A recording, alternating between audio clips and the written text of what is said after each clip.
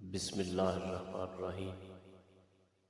کچھ لوگ واصف علی واصف صاحب کی خدمت میں حاضر ہوئے اور انہوں نے سوال کیا کہ لوگ کہتے ہیں خیال میں بڑی طاقت ہوتی ہے اور بہت سے لوگ مل کے سوچیں تو وہ بات ہو جاتی ہے، تو خیال کی طاقت کے بارے میں فرمائیے۔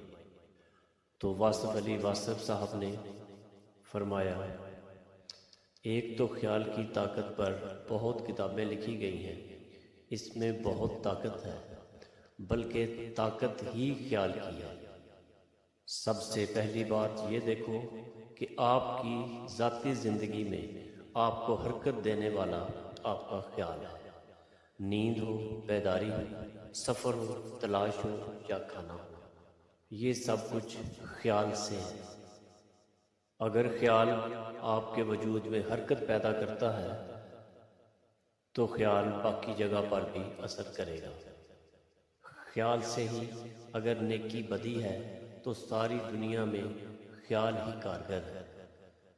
خیال سے نیکی ہے، خیال سے بدی ہے، اور خیال سے بے شمار واقعات ایسے ہیں جو انسان کو کرنے نہیں پڑتے بلکہ ہو جاتے ہیں۔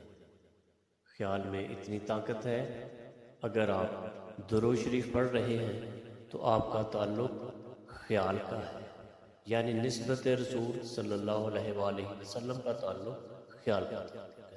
اللہ تعالیٰ سے آپ کا جو تعلق ہے وہ خیال کا ہے، مشاہدے کا نہیں۔